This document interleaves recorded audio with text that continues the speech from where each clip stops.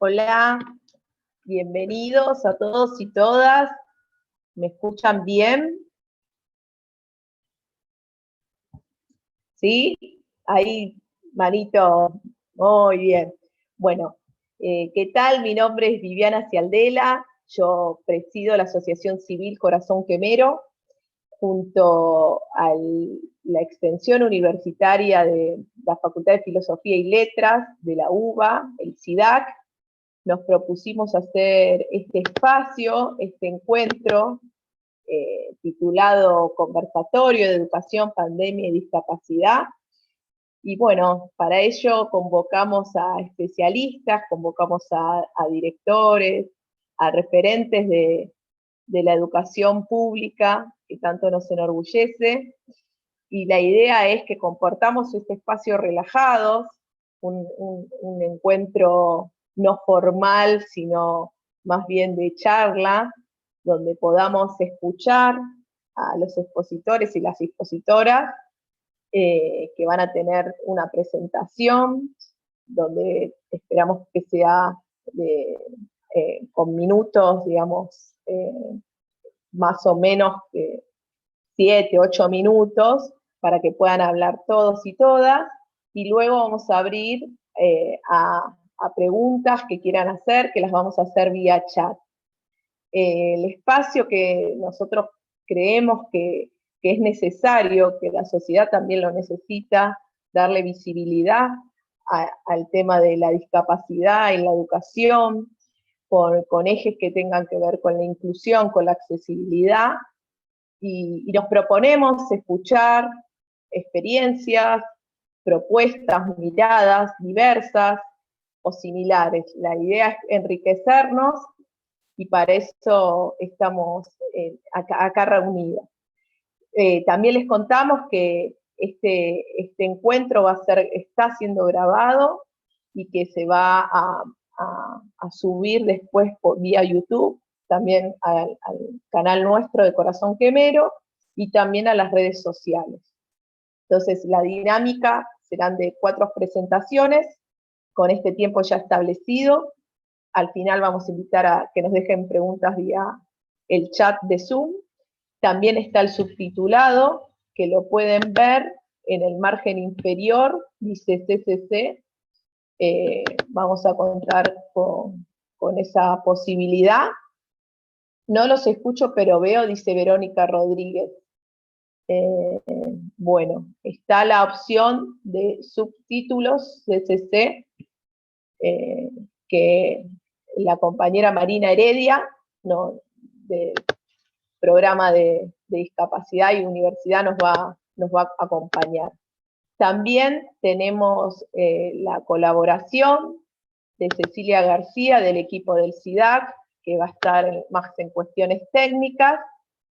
Y bueno, les damos la bienvenida y les agradecemos que estén acá siendo parte de este encuentro.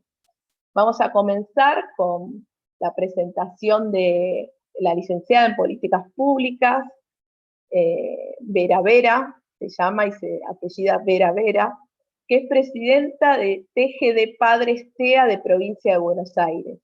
Ella nos va a hablar sobre la brecha digital y la accesibilidad para estudiantes con discapacidad. Bienvenida, Vera. Hola, buenas tardes, ¿se me escucha bien? Se me escucha bien. Bueno, así como dijo Vivi, mi nombre es Vera, mi apellido también es Vera, soy licenciada en Gestión de Políticas Públicas.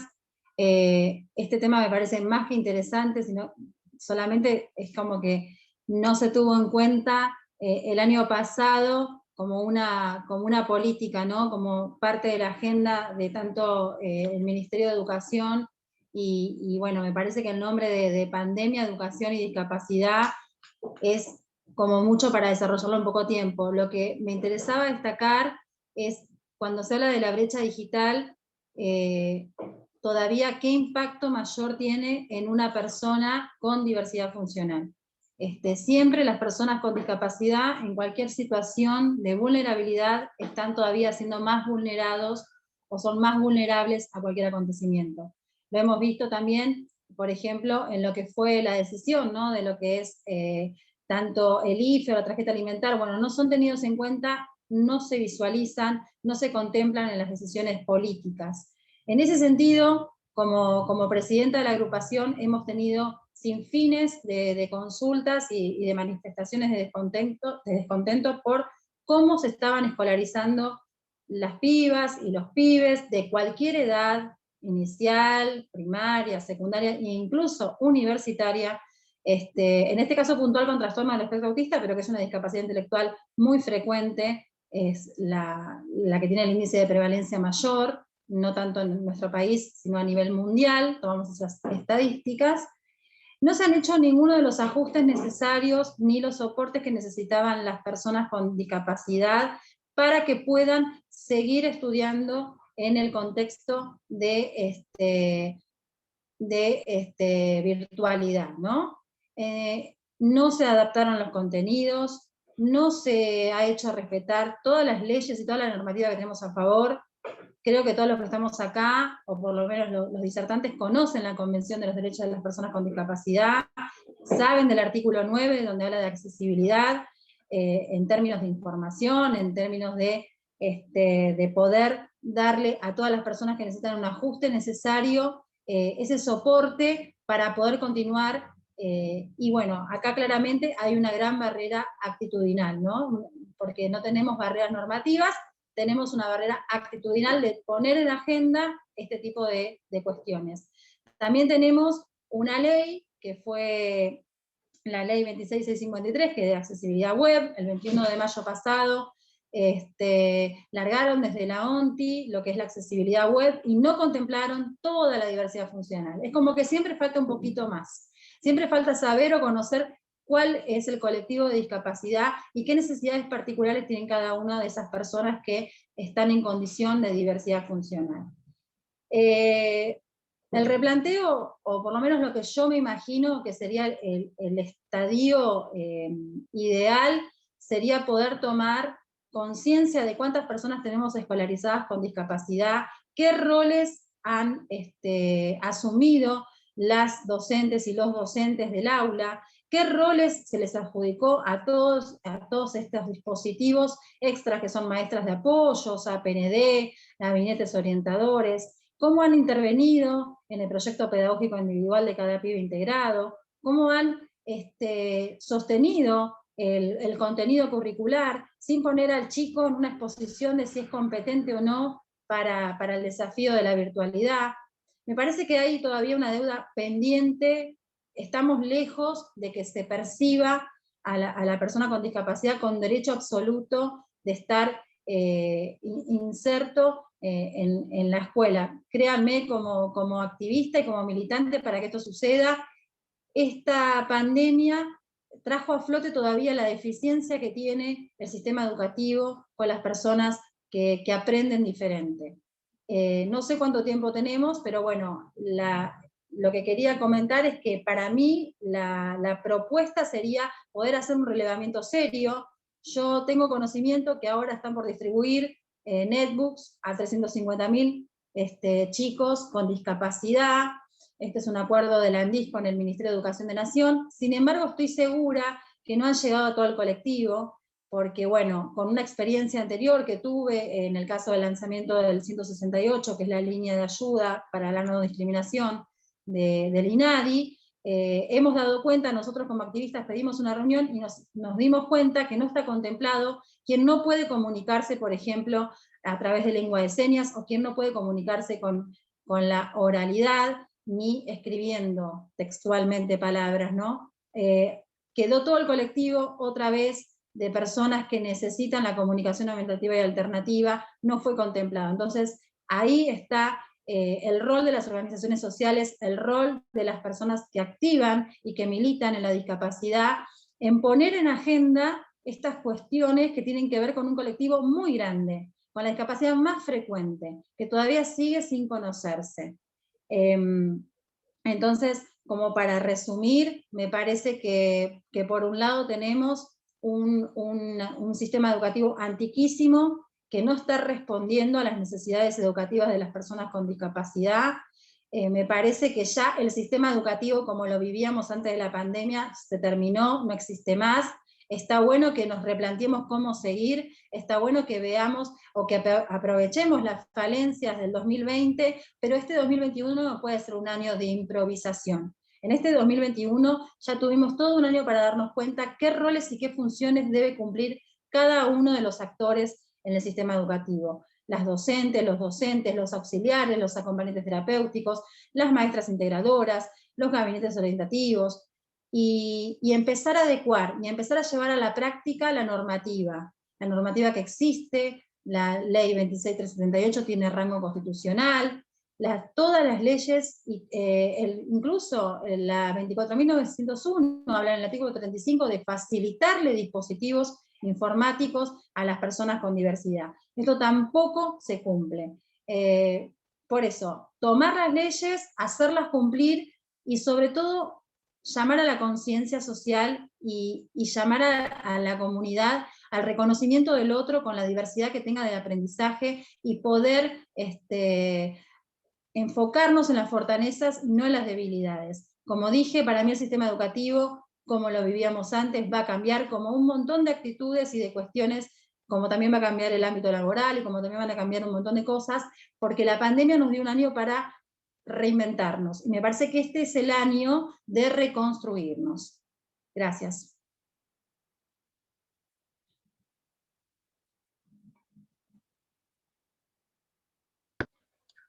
Bueno, te agradezco, Vera. Solo acá, Roxana, una pequeña consulta para que no nos quede después para el final. Si podés repetir la ley que acabas de mencionar. La ley, la última que nombré fue la 24.901, que son las prestaciones básicas para las personas con diversidad funcional. Ok, y si la podés escribir en el chat para... Sí, claro. Gracias, gracias. Bueno, continuamos. Gracias por la exposición.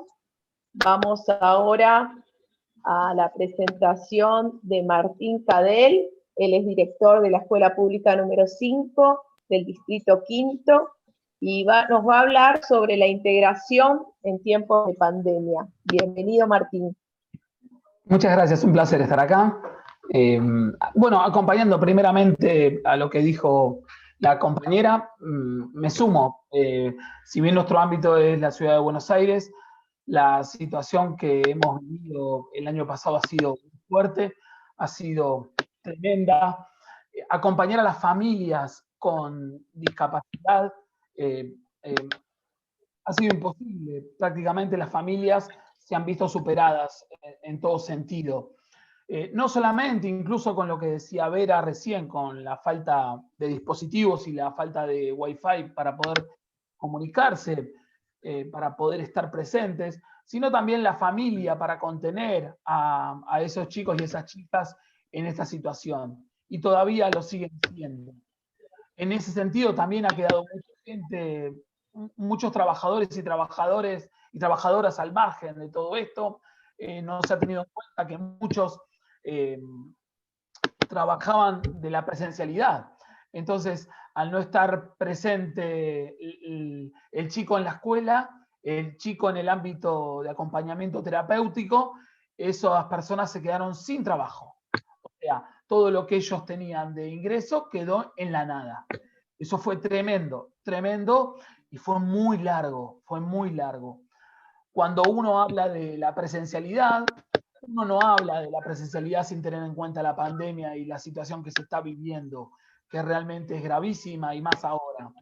Uno cuando habla de la presencialidad está hablando de que esos chicos y esas chicas necesitan, de la manera que fuese, estar compartiendo un rato con pares.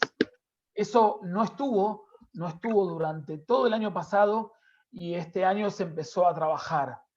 Entendíamos, insisto, con la situación pandémica, inclusive mirando otros países, sin hacer juego de las palabras del presidente de que nosotros venimos de los barcos y que venimos de Europa, sí teniendo en cuenta a Europa como con toda la situación que se vivía, y que la primera ola, la segunda ola, y bueno, hasta la tercera ola, hasta que empezó el tema de la vacunación. Pero el mientras tanto fue tremendo. Y me parece que ahí, como nosotros como escuela, es donde realmente nos costó muchísimo poder ponernos a la altura. Tenemos una escuela bastante moderna en algunos aspectos, pero nos dimos cuenta que quedó vieja en estas características que nos tocó vivir. Esa escuela que nosotros necesitábamos, en las cuales teníamos que estar acompañando a los chicos, y a muchos los hemos perdido. Y no sabemos a cuántos incluso los vamos a poder recuperar. Cuando hablamos de recuperar, hablamos de la presencia. Ya no se pone en eje la presencialidad. Me parece que es una situación muy difícil y que tenemos que trabajar todos en esto. Insisto, con la cantidad de casos que tenemos actualmente, con la cantidad de muertos, eso no quedan dudas en la actualidad. Pero tenemos que pensar de qué manera, a medida que la vacunación vaya llegando, podemos acercarnos. Y es ahí donde nos falta también personal idóneo. Uno también piensa en esa escuela. A mí me parece que yo que puedo hablar de la ciudad de Buenos Aires y que tengo el orgullo de ser director de una escuela pública de Pompeya, en barrios donde la situación fue mucho más difícil a la que incluso nosotros pudimos vivir, se nos plantea eso como un gran desafío. Por un lado, con la esperanza de que todo en algún momento vuelva a cierta normalidad, aunque me sumo a las palabras de Vera, que dudo que la normalidad que conocíamos vuelva a estar en algún momento, pero sí el recuperar a los chicos, a las chicas y a sus familias con la presencialidad en la escuela. Nosotros en la escuela teníamos chicos que estaban integrados. Hay dos tipos de integraciones.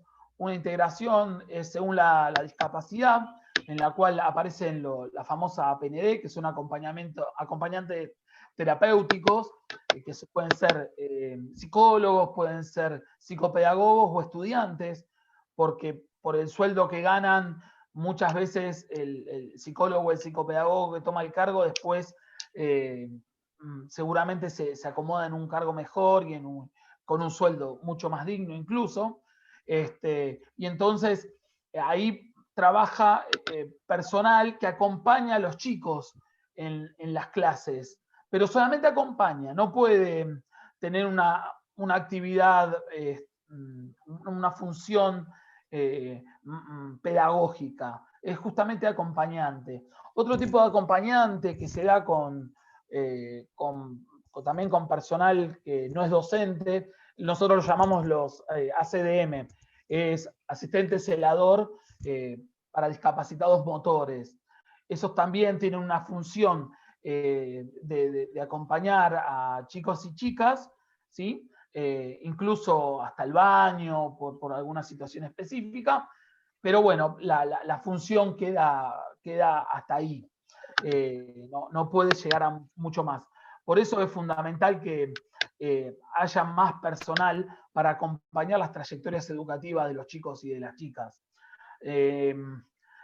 La escuela tiene como función integrar a todos los chicos, pero lamentablemente no lo logra hacer, no lo logra. Realmente es lo que se busca, pero cuesta muchísimo.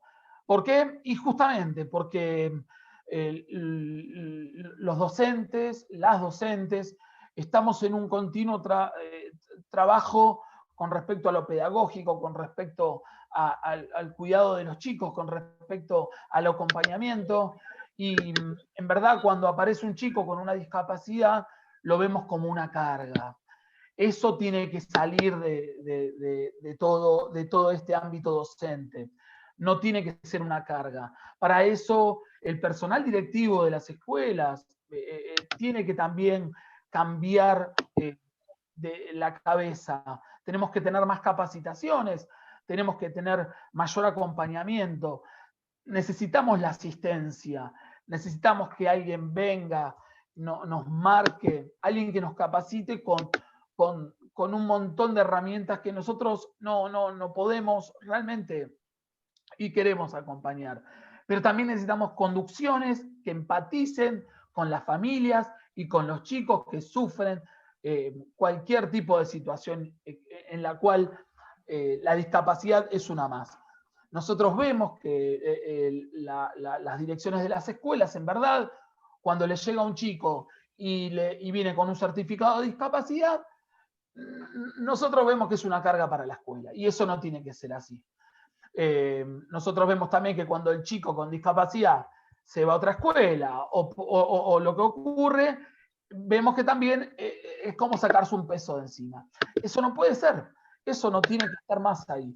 Es un trabajo, me parece, muy largo para realizar. Me parece que hay un cambio de perspectiva en cuanto a todo esto. No es lo mismo un chico que ingresó con TGD en los años 2000 que un chico que ingresa ahora en el 2021 con TEA, ya no es TGD. No es lo mismo el acompañamiento, no es lo mismo el trabajo que se hace, pero ese tiempo que se tarda en identificar a los chicos, en acompañarlos, en hacer presente a la familia, en poder explicarle a la familia cómo se va a trabajar, cómo se quiere trabajar, hasta dónde puede llegar cada uno. Todo eso realmente, ese tiempo que se tarda, para los chicos es sumamente importante. ¿Por qué lo digo? Bueno, justamente porque nosotros en primaria recibimos chicos en las cuales, bueno, en primero, en segundo, en tercero, hasta séptimo grado, tienen que cumplir ciertos contenidos.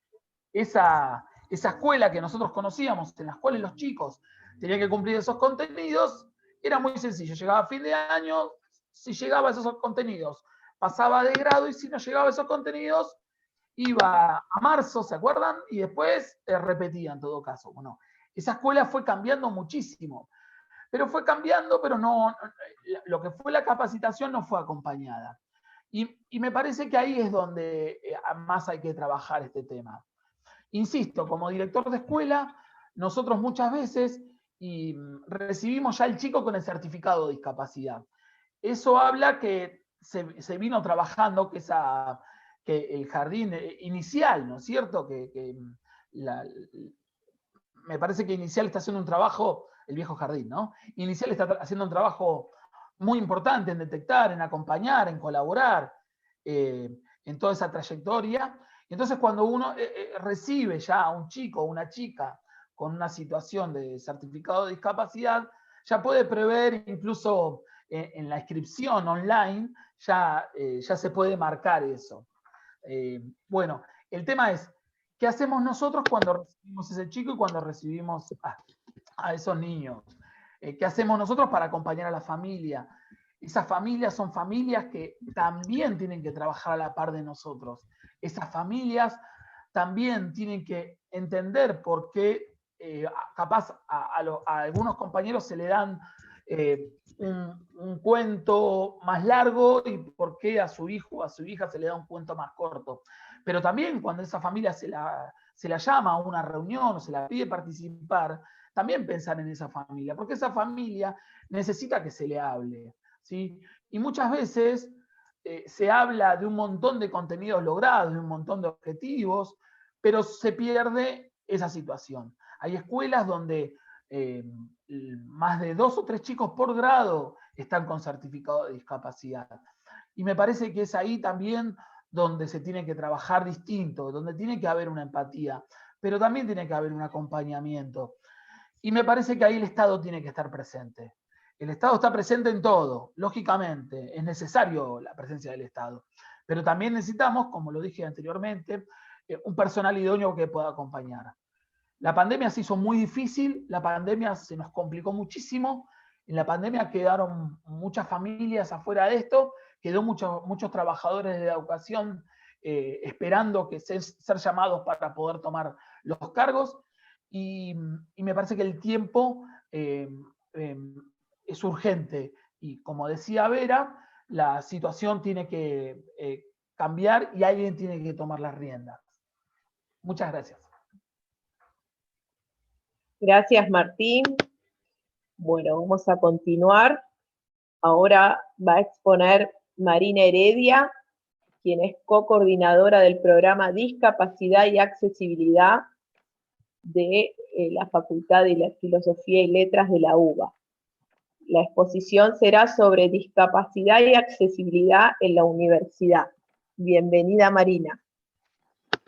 Bueno, muchas gracias. Gracias por invitarnos. Un segundito que voy a compartir pantalla, que traje necesito que, si de soporte técnico me habilitan para compartir y mientras les voy contando. Bueno, yo soy Marina Heredia, como me presentó Viviana, soy antropóloga, también soy mamá de un niño con discapacidad, trabajo en la Facultad de Filosofía y Letras, en el programa de Discapacidad y Accesibilidad, lo co-coordino junto a Verónica Rusler, que es licenciada en Educación. Les quiero compartir en esta oportunidad un poco cómo está constituido y qué hace un programa de discapacidad y accesibilidad en la universidad, y contarles 2 o 3 experiencias, lo que permita el tiempo, como para que vean de alguna manera el enfoque de trabajo, la modalidad. Ahí tengo la pantalla para compartir. Bueno, el programa está constituido por docentes, por graduados, estudiantes y trabajadores no docentes de la facultad. La Facultad de Filosofía y Letras tiene distintas carreras que provienen de las humanidades, por ejemplo, geografía, filosofía, antropología, educación, historia, bibliotecología, edición, letras clásicas. Esas son las carreras. Entonces, este equipo de alguna manera tiene una mirada interdisciplinaria, pensada desde las humanidades. El equipo el programa se aloja en la órbita de la Secretaría de Extensión Universitaria y Bienestar Estudiantil, y desde ese lugar trabaja con distintas áreas de la facultad, ¿sí? Por ejemplo, la Secretaría Académica, que se encarga de todas las cuestiones que tienen que ver con las carreras, con la biblioteca, con el programa de orientación a estudiantes, que es el que recibe y acompaña las trayectorias, con distintas áreas, ¿no? Entonces, este programa se constituye como un referente institucional, ¿sí? Que lo que hace es, en relación al tema de discapacidad y accesibilidad, es promover acciones, apoyar las que ya existen, articular con otros espacios de la propia universidad y de la sociedad civil y de otros espacios institucionales de las universidades,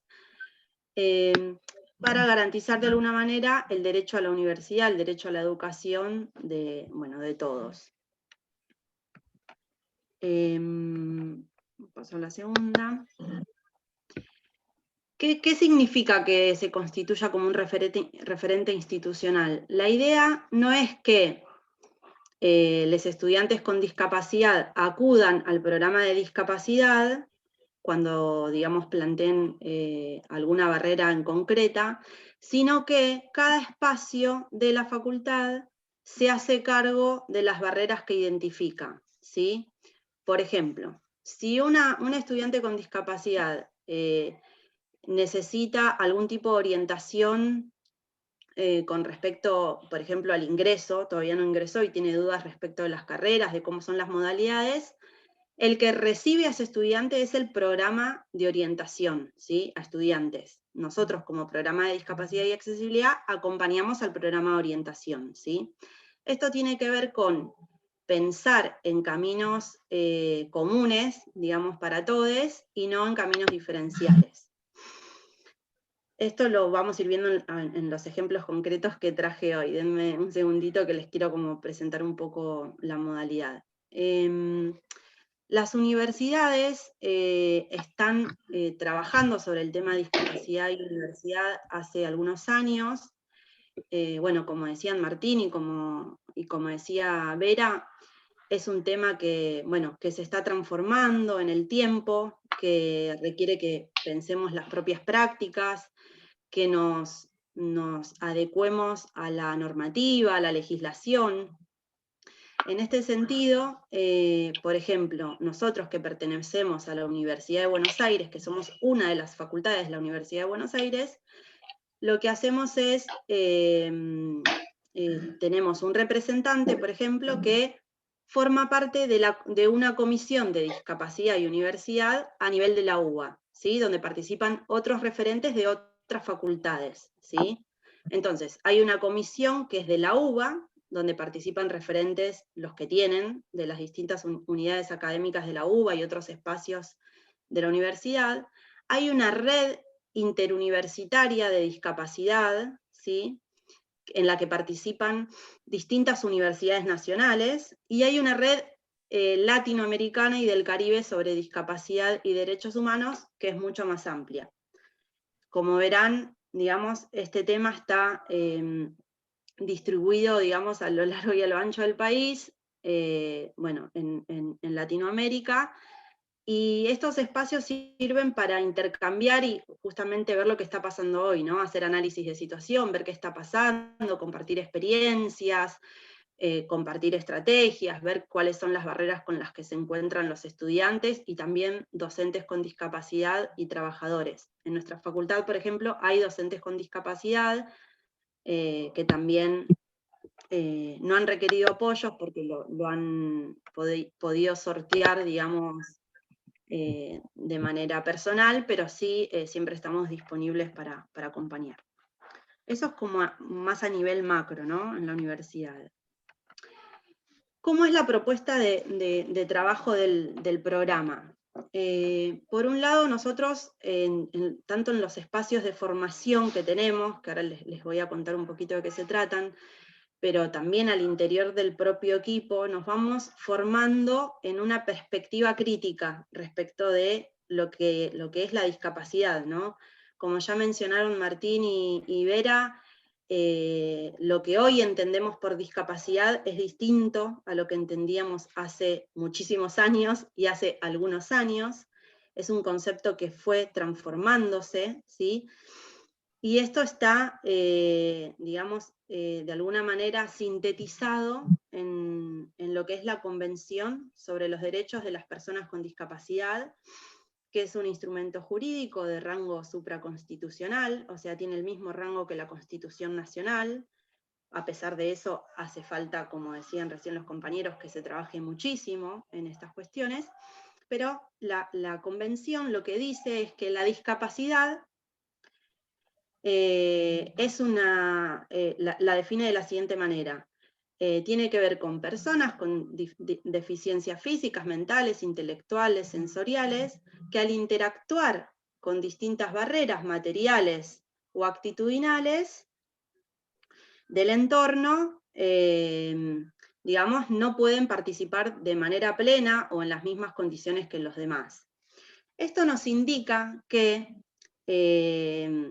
ya no vamos a trabajar de alguna manera pensando en que la persona se tiene que adaptar a ciertas, digamos, a la vida social, sino que nosotros como sociedad tenemos que trabajar sobre las barreras del entorno y las actitudes. Entonces, un poco el enfoque de trabajo tiene que ver con, nosotros lo llamamos, producir accesibilidad, ¿sí? Trabajar en las dimensiones de la accesibilidad. Vera nombraba, por ejemplo, la cuestión actitudinal, ¿sí? Podemos hablar de barreras comunicacionales, barreras tecnológicas, ahora en el contexto de pandemia, barreras arquitectónicas que también, en la escuela son muy comunes, en la universidad también. Piensen que la universidad, como dice una compañera, fue pensada para, sobre todo la Universidad de Buenos Aires, fue pensada para una población de élite, ¿sí? Con escalinatas grandes, con edificios ostentosos, y entonces, ahora estamos pensando en la incorporación, la participación de todos, la participación de toda la población, y entonces la universidad se tiene que transformar.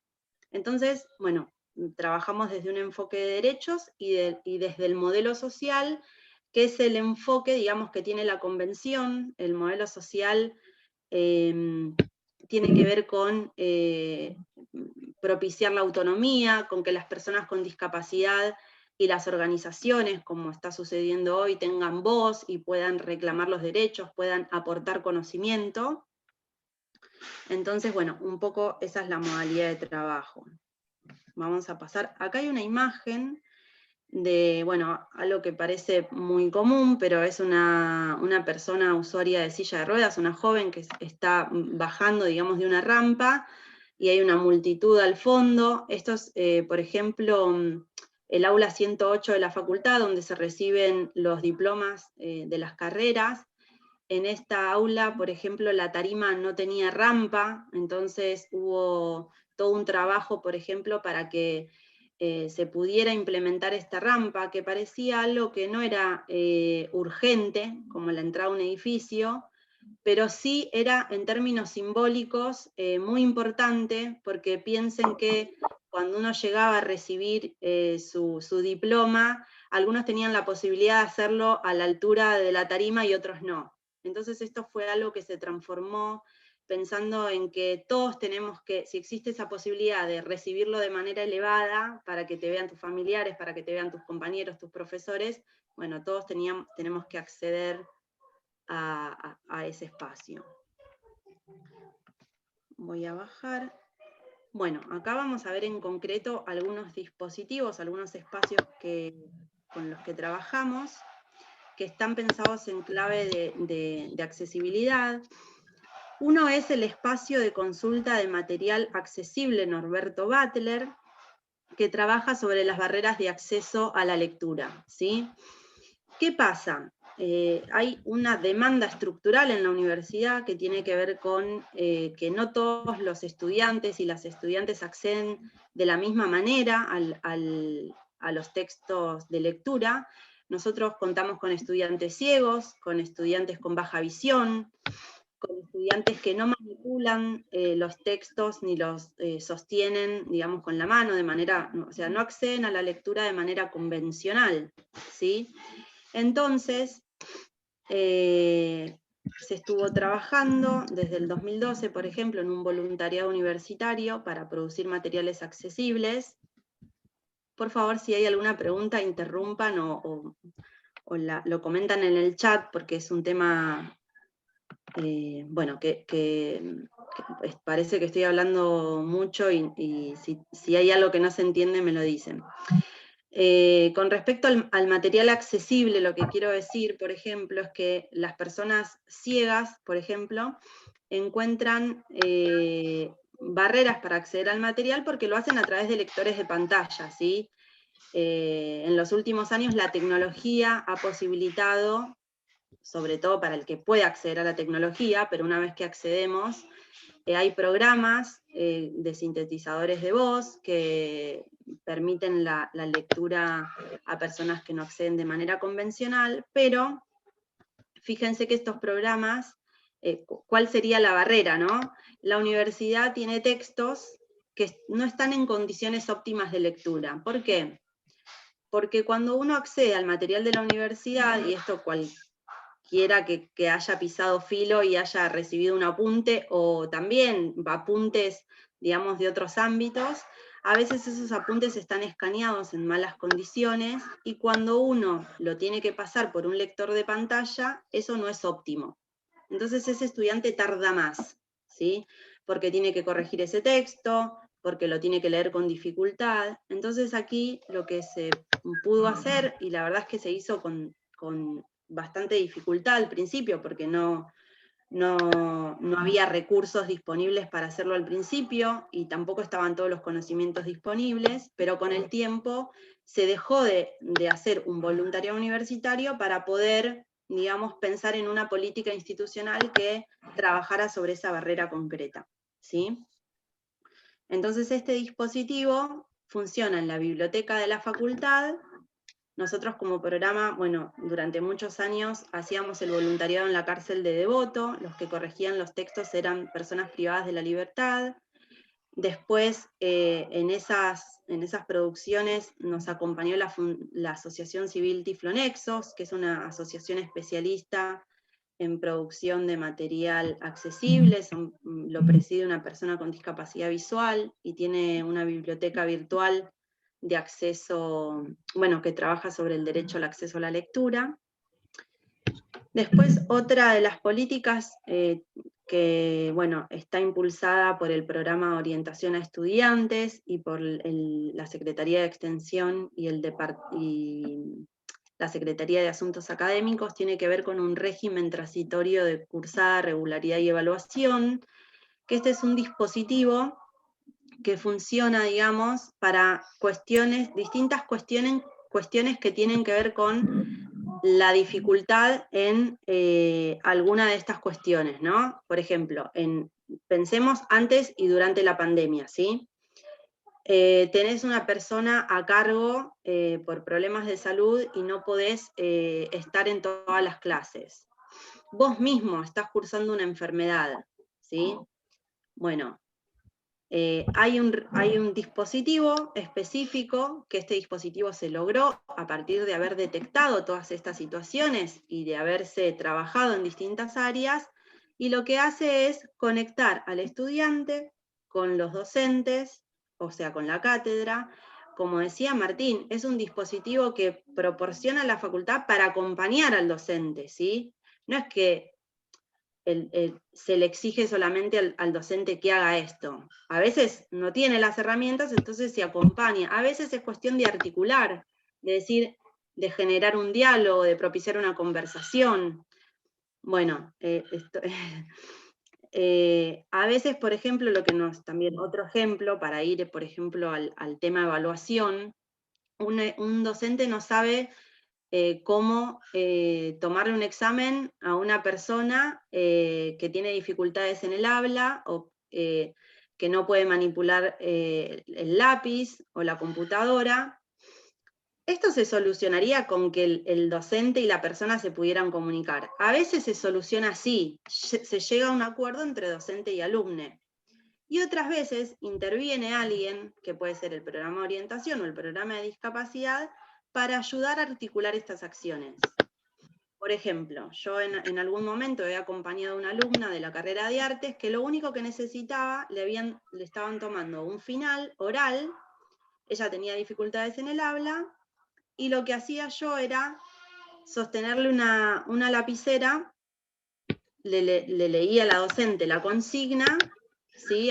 Se había armado un multiple choice, y ella me decía la opción que tenía que tildar, y yo se lo tildaba. Fíjense que ahí hay un recurso que es bastante sencillo, es una persona que acompaña en esta tarea concreta, pero bueno, a veces tiene que ver con lo que venían diciendo, de generar la conversación, de acompañar, de poder brindar alternativas.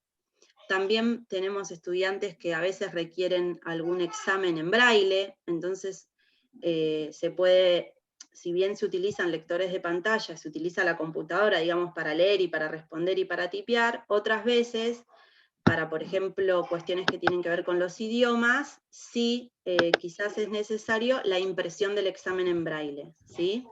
Esto también puede ser un acompañamiento. Otra de las actividades, por ejemplo, que surgieron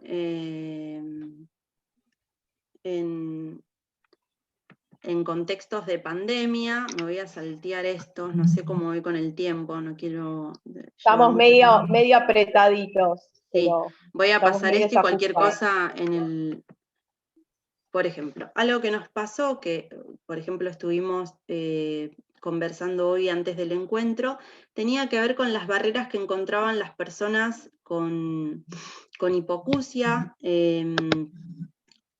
para acceder, por ejemplo, a las clases virtuales, ¿no? Esto del sincrónico oral, que también pasaba en la presencialidad, y cómo nosotros empezamos a pensar en la virtualidad los recursos que tenemos en relación a las barreras de la comunicación. Bueno, en el equipo, por ejemplo, se investigaron las distintas plataformas, tanto pagas como gratuitas, porque mucho tiempo estuvimos con plataformas gratuitas. Bueno, cuáles son los recursos disponibles. En este caso, por ejemplo, lo que hacemos es usar la transcripción en vivo. Hay alguien que está tipeando para poder acompañar a la oralidad. A veces, pedimos que se hable pausado. O podemos organizar la reunión para complementar con el chat, para complementar con un recurso visual. Todas estas cuestiones parecen sencillas, pero tienen que ver, un poco con lo que se vino diciendo, con poder conversar, con poder prever, con poder acompañar. Obviamente que también la universidad encuentra barreras que les lleva tiempo dar respuestas. A veces las respuestas son respuestas caseras, de bajo costo, momentáneas, mientras se van buscando otras alternativas. Pero bueno, lo importante es poder acompañar estas trayectorias y trabajar colaborativamente, que es un poco lo que nos resulta a nosotros, el hecho de articular las acciones para que no sea un solo espacio el que se tenga que encargar, sino la universidad que se vaya transformando, ¿sí? Bueno, por último, aquí compartirles esto que les decía recién, del trabajo interdisciplinario con otros actores. Trabajamos con distintas organizaciones de personas con discapacidad, de manera colaborativa. Y bueno, aquí el contacto por si quieren contactarse, está nuestro mail, las redes y la página de la facultad. Corto acá y dejo el espacio de preguntas, y en todo caso, si hay algo que ampliar o compartir, lo hacemos desde en ese medio. Acá Gracias. Ana Barros, Mariana. ¿me escuchás? Marina, ¿me escuchás? Sí. Ahí iba a Acá abrir el Ana chat porque Barros, mientras hablaba no podía ver nada. ok, pregunta si solo en la Facultad de Filo existe este programa. ¿Tenés idea si está también en otras facultades de la UBA? El CBC tiene un espacio, después cada facultad, va armando los espacios de manera distinta muchas veces. Esto es programa de discapacidad y accesibilidad. A veces, el nuestro está alojado en la Secretaría de Extensión. Puede ser que en otra facultad esté alojado en el área de la Secretaría Académica y sea una comisión. Pero por lo general, casi todas las facultades tienen algún área que representa este tema. Yo voy a compartir ahora en el chat, si quieren, la página de la UBA, en donde está la Comisión Discapacidad y Universidad, y ahí están los contactos de todas las áreas de facultades que existen. Ok. Bueno, te agradecemos mucho, Marina. Gracias. Bueno, ahora vamos a seguir con la última ponencia, que es de Claudia Rosales. Ella es magíster en educación, asesora educativa, directora de Ediciones Recreo, y va a hablar sobre la universalidad del aprendizaje, utopía o realidad. Bienvenida, Claudia. Hola, ¿cómo están? ¿Estoy bien con el volumen? ¿Sí? Perfecto. Muy bien. Bueno, un poco lo que armé es, a mí me gusta mucho en estas charlas dar como titulares, ciertos titulares, para ir atravesando algunas temáticas y despertar el interés o en términos de disparadores. En principio, el primer paso que armé tiene que ver con el lugar de la inteligencia en la historia de la psicología y de la educación, con unos pasos muy cortitos, ¿no? Luego sobre la sexualidad y la discapacidad, luego sobre los libros de textos, y finalmente, como esta charlita mía se llama Utopía o Realidad, algo que tiene que ver con la utopía, que es en lo que yo creo y en lo que creo que tenemos que ir encaminándonos. Así que podemos empezar a pasar el Power. Soy muy, muy adicta a los Power. Me encanta que se pueda ir mirando en la medida que se va hablando, así que compartir esto me parecía lindo. Lo armé para acá. A ver si, ahora, ¿no? a ver si... Ahí. Ahí va a estar el título. A ver que me corro yo. Ahí está. Y ahora sí, vamos a la primera con los primeros test de inteligencia, o los test más conocidos, los cuales con la próxima Filmina la escuela se fundamentó, su enseñanza y su aprendizaje son los de Binet. Binet y Simón son los primeros test de inteligencia, y lo que hacían era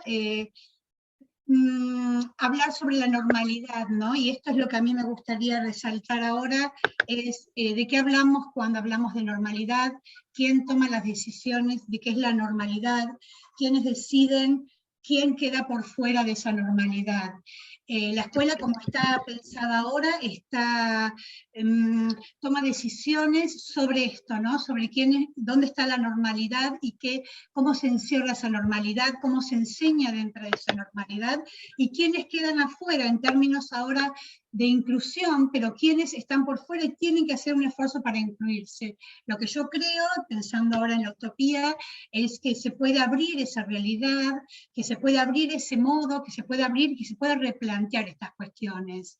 Acá hay un ejemplo de una de las pruebas de inteligencia de Binet, donde la pregunta era quién es la más hermosa, o quiénes son las más hermosas en estas imágenes, ¿no? Fíjense el nivel de subjetividad de la prueba, y terminaba dando un target de inteligencia. Bien, y en la próxima vamos a encontrar a Gardner. Gardner en educación es un personaje altamente conocido porque él va a hablar sobre las cantidades de inteligencias, primero 7 y después fue aumentando. Entonces ya nos posiciona en la idea de que se puede aprender de diferentes maneras. Pero no solamente habla de eso, sino que habla de que la inteligencia se puede aprender y se puede desarrollar. Nosotros tendemos a pensar, o se tendría a pensar, en que la inteligencia es de cierta manera.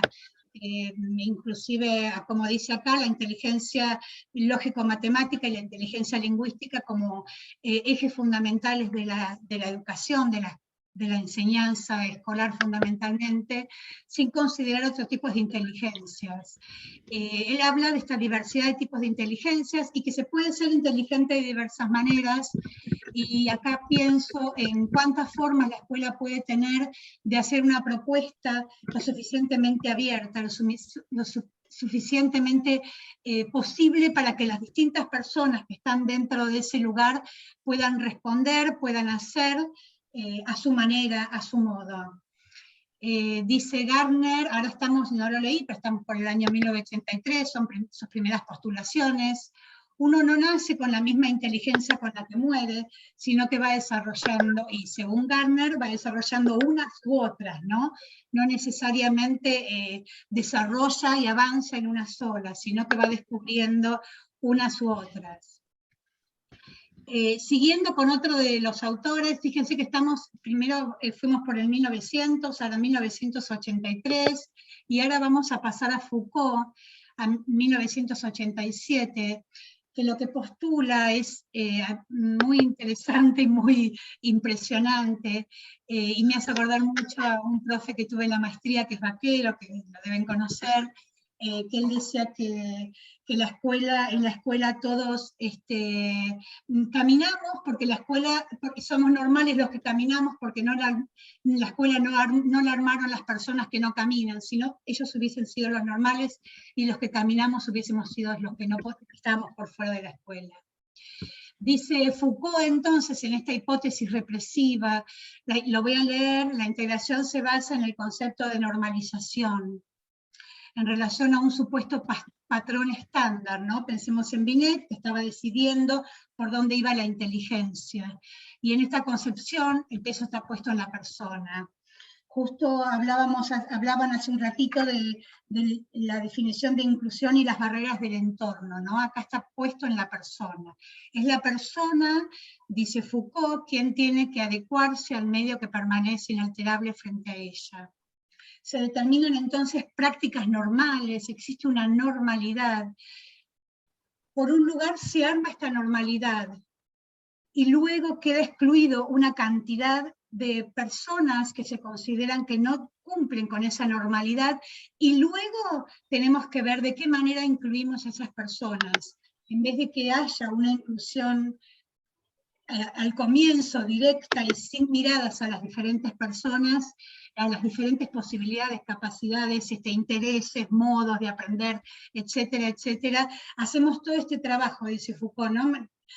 Hablamos de una normalidad, sacamos a quien no está en esa normalidad y después vemos de qué manera vamos a incluir a las personas que quedaron por fuera de la normalidad, ¿no?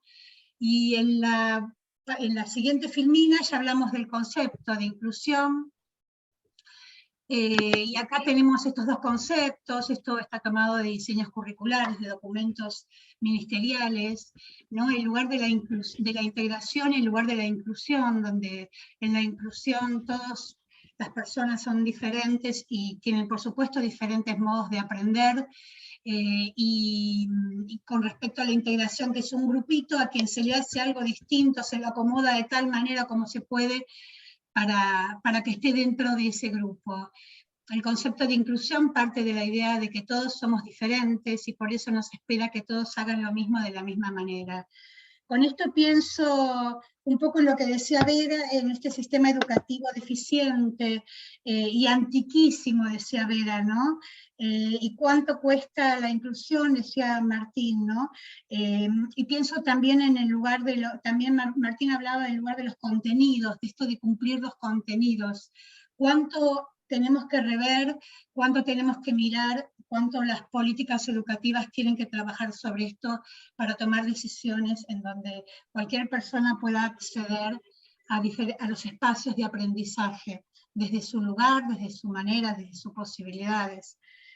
Bien, y ahora este es un cierre de esta primera parte. Lo que sigue tiene que ver con sexualidad y discapacidad. Esto está tomado también de documentos a partir de la Ley de Educación. Y son algunos ejes, ¿no? Digamos, primero lo que toman es esta línea general, como para ver de qué estamos hablando, y luego, en la próxima filmina, que ahora la vamos a ver, como una serie de ideas o de propuestas. Por supuesto que en esto hay muchísima gente especializada, ¿no? En la filmina anterior decía que se cree, a ver si la podemos poner porque la tengo chiquitita a mi costado, pero no la puedo leer. Se cree en muchas circunstancias que las personas con discapacidad no tienen emociones, sentimientos, deseos relacionados con la sexualidad. Todas las personas con discapacidad tienen sexualidad, cada una la vive dentro de sus posibilidades, y tienen derecho a aprender sobre sexualidad como cualquier otra persona, ¿no? En esta inclusión dentro de los grupos veremos de qué manera vamos a trabajar la idea de sexualidad para que todas las personas puedan comprender. Y ahora sí, en estos documentos, en la próxima filmina, el Ministerio da algunos consejos. ¿Qué podemos hacer? No reprimir, enseñar que hay distintos lugares para la intimidad, dar información, permitir las preguntas, decir la verdad, fomentar la vida social, dar explicaciones que puedan comprender, enseñar a decir no y a pedir ayuda, valorar lo que sí se puede hacer, evitar poner los acentos siempre en lo negativo.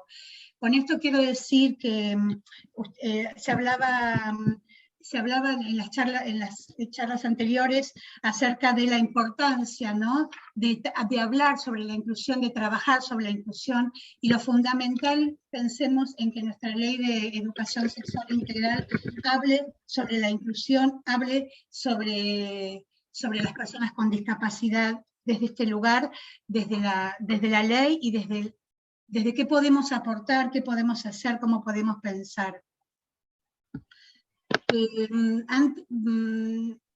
Me quedé con algo que tomó Marina y quería retomarlo ahora porque me parece que tiene que ver con la primera parte de la que yo hablaba, con esto de las cuestiones de las evaluaciones. y ella hacía referencia a una evaluación multiple choice, donde había una persona que estaba acompañando, y yo pensaba en ese momento qué tipo de evaluaciones tendríamos que hacer para que de verdad sean amplias, de verdad sean para las diferentes personas, y no que una persona tenga que acomodarse, tener otra persona que ayuda para poder resolverla, ¿no? Esta idea de la antigüedad y esta idea de la cuestión más tradicional, ¿no? Yo anoté evaluaciones muy tradicionales, ¿no? Bueno, pensando un poco también en lo que hablaba Marina de la elite, de la uva pensada en sus orígenes como elite, y cuánto queda de esto todavía dentro de los espacios de la universidad. Bien, y uno de los últimos puntitos que tomé estos para arrancar, yo trabajé durante 20 años, esto lo chusmeo porque tiene que ver con lo que voy a mostrar, trabajé durante 20 años en editoriales, escribiendo, asesorando pedagógicamente y siendo editora, y bueno, en diferentes funciones, durante 20 años. Y el año pasado, con el COVID, decidí armar mi propia editorial, que se llama Ediciones Recreo, porque había algo que a mí me resonaba muchísimo, que era cuántas personas, cuántos alumnas iban a poder resolver las cuestiones que se planteaban en los libros de texto más tradicionales, de las editoriales habituales. En las recorridas que hago por el país, veía que cuánto no podían hacer en otros contextos, porque había mucho, por ejemplo, me pasó en Jujuy, en un paraje de Jujuy, que no podían hacer actividades porque los libros de texto hablaban sobre los trenes y los chicos, las chicas no conocían los trenes. Y entonces decidí, ahora podemos pasar a la próxima, armar una editorial y comenzar con lo que sería un primer grado, con 3 revistas, y ahora podemos pasar a la siguiente, porque aparecen las actividades donde hay consignas claras, sencillas, donde hay actividades más de corte más cognitivo, actividades de contenidos más clásicos. En la siguiente también se ve otro ejemplo. Como un disparador, digo yo, ojalá podamos copiar algo de esto, y donde las palabras que se utilizan son términos sencillos, donde se buscan actividades que son claramente, en la página están claramente diagramadas, etc. Bien, esto un poco relacionado con los libros de texto. Estas revistas además tienen pocas páginas, son muy manejables, son muy chiquitas en tamaño, entonces a contrapunto de los libros de texto que son tan extensos y complejos, donde hay que retomar lo que se vio antes, hay que retomar y retomar, bueno, y el esfuerzo, la dificultad que causa esto. Bien, hasta aquí fue muy rápido, hasta aquí con todo esto, hablando de inclusión y hablando de, ojalá la educación se transforme y hagamos cada una desde su espacio para que pueda transformarse. Y les quería mostrar un ejemplo muy hermoso que sucede en un lugar que se llama Bengkala, en Bali, en Indonesia. Mientras pasamos las imágenes voy a relatarlo cortito.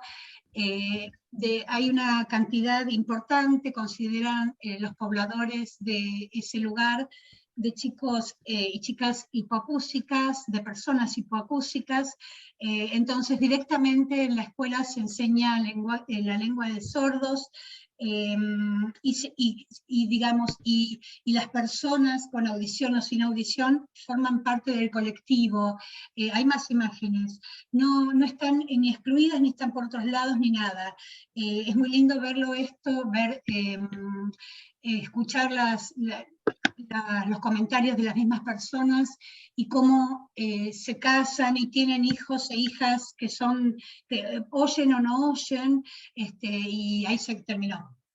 Y conviven de esta manera, ¿no? Como algo común, como algo habitual, donde, volviendo al principio y haciendo el hilo conductor, no habría que hacer una inclusión con respecto a esto, porque todos son personas que forman parte de esta sociedad, de este lugar Bengkala.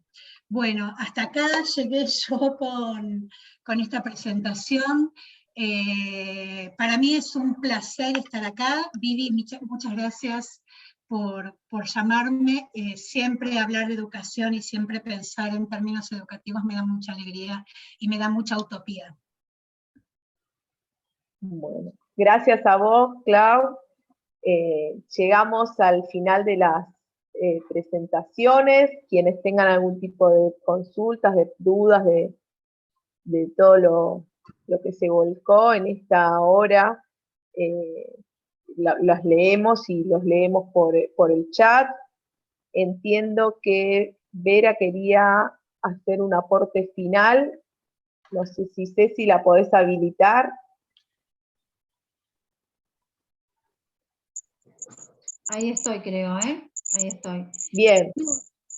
Yo más que nada por la temática, ¿no? En sí, lo que me gustaría dejar como un pensamiento o una reflexión para que todos después lo pensemos y armar un nuevo debate, ¿no?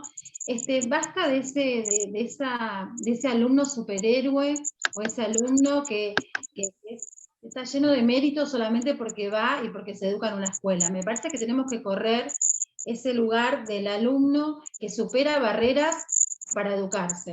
Ahí falta una conducción de educación para que una persona con diversidad funcional pueda estar yendo a una escuela en igual condiciones que cualquier otra persona y que no sea un mérito, que no sea un superhéroe o que no sea una persona que no se ponga el ojo, sobre la persona con discapacidad. Va, se educa en cualquiera de los niveles y tiene los mismos que otra persona.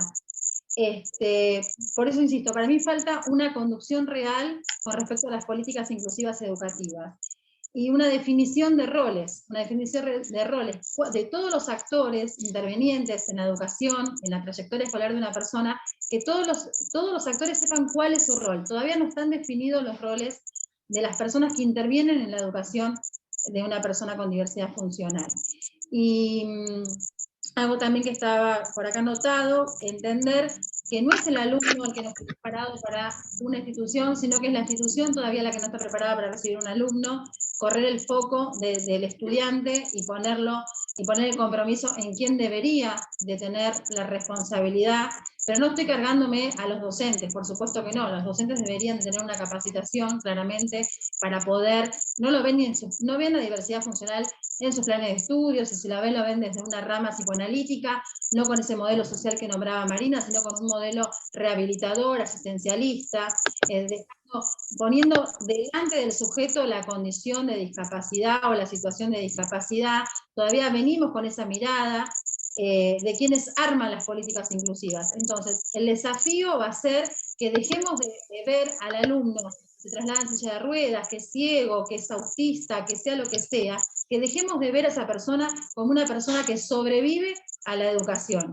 No tiene que sobrevivir, no tiene que pasar y ser un mérito, no tiene que ser un superhéroe o no tiene que ser en la portada de un diario porque se recibió una persona con síndrome de Down. Tiene que ser común, tiene que ser normal. Tenemos que estar todos capacitados para esa diversidad, que hay una persona con discapacidad cada 7 y no están en las escuelas, no están en los laburos, no están en las calles. ¿Y dónde está esa gente? ¿Quién las educó y quién les dio la oportunidad de la que habla la Convención de los Derechos de las Personas con Discapacidad?